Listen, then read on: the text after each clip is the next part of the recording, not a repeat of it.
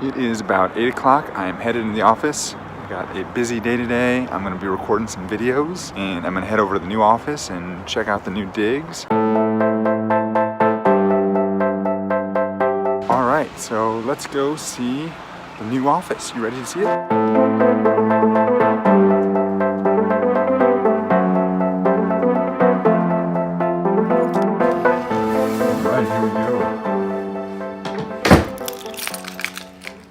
Got a nice little conference room here, reception area here. All right, so this is gonna be my conference room in this room right here. Pretty bland and boring, I know.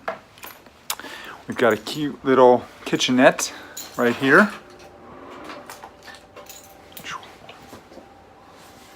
Got some storage. And then we got some offices in the back that I'm gonna rent out to somebody else. And then my office, where all the magic's gonna happen, is up these stairs.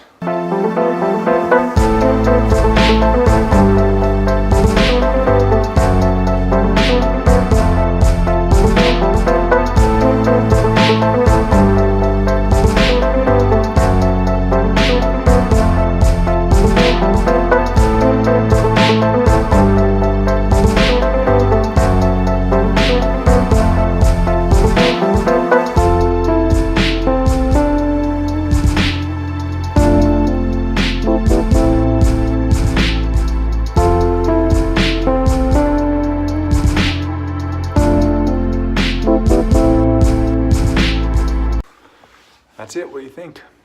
I gotta figure out the configurations a little bit, but that's basically it.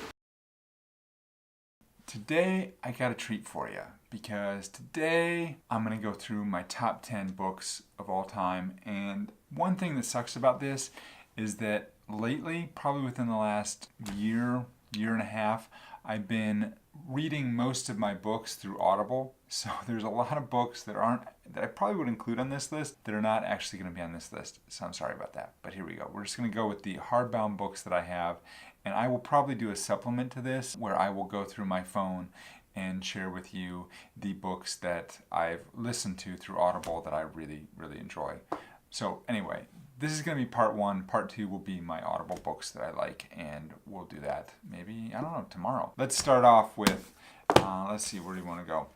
This one. This is Perry Marshall's 80-20 Sales and Marketing, and actually, that one is modeled off of Richard Koch, I think, Koch? I'm sorry, Richard Koch. Koch's 80-20 principle. Both the same.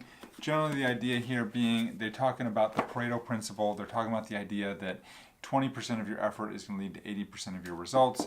And I've talked about that before with my YouTube channel. Actually, I haven't, because you haven't seen that video yet, but you will see that video. But basically, the idea being that you're gonna keep putting content out there. You're gonna keep putting videos out there. And probably 20% of your videos are going to lead to 80% of your views.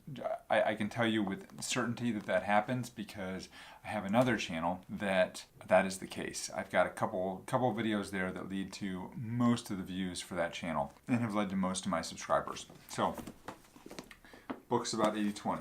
There you go.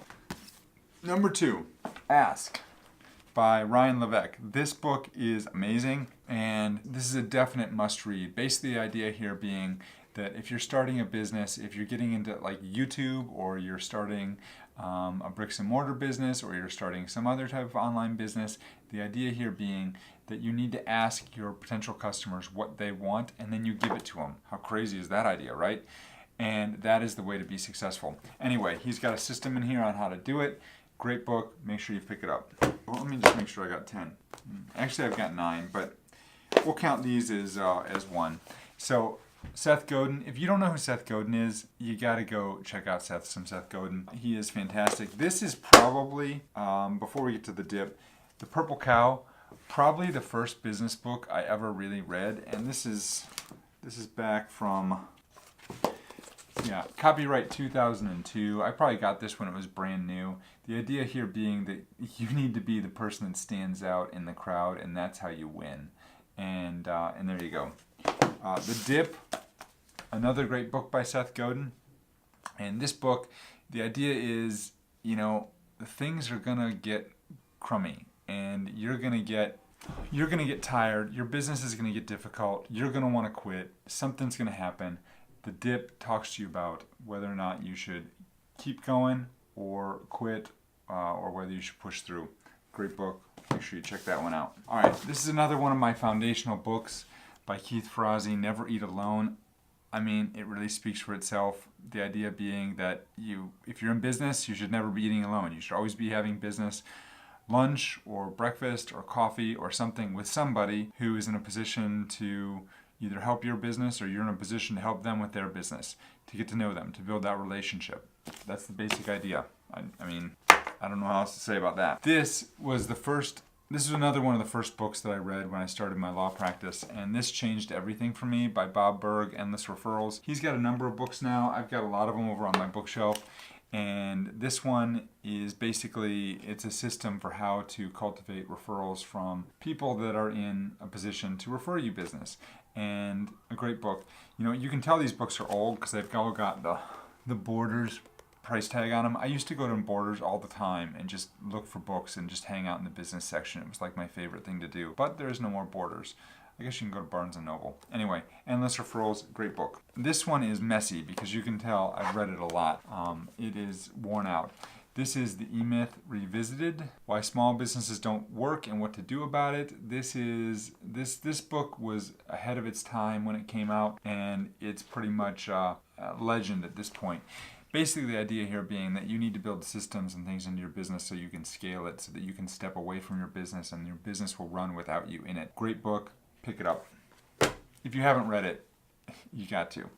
Siri thinks I'm talking to it. All right. This one by Gary Keller. Yeah, Gary Keller. The One Thing. The One Thing is about focusing every single day, every single week, every single month on the one thing that's going to drive your business forward. This teaches you what you need to do to push your business forward.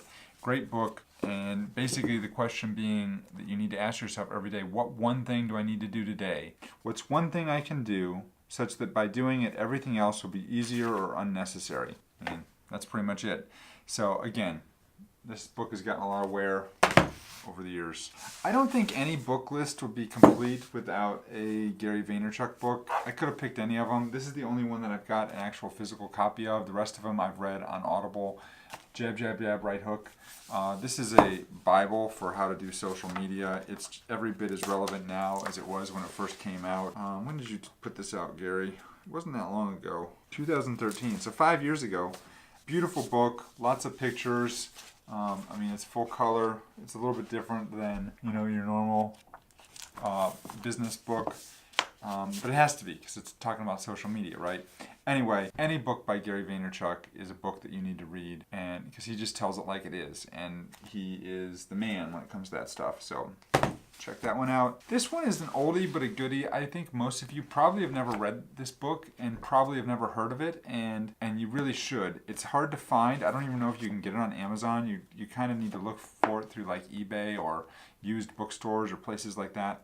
But this is a really tremendous book, and the name is funny, but it's great. It's called Winning Through Intimidation by Robert Ringer. He's got another book that I've got over there. It's called Action. Nothing happens until something moves. But the idea of this book is there's so many people that are in a business and they're waiting to be anointed, or they're in line to get to the front of the pack, and they feel like they need to take the steps and they need to put in their time, put in their dues before they can actually be successful. And what Robert Ringer says is, no, that's not true. You can be successful immediately. You just have to take it. Let's see if there's this book was old. This book was written, when did he write this book? Probably the 70s. Yeah, 1974. If you can find this, I highly recommend it. All right, that's it for book showing today. I think I'll do my Audibles here in a future vlog, but that's it for now. Hope you have a great day, folks, and we'll see you again tomorrow, I'm sure. Take care. Peace out.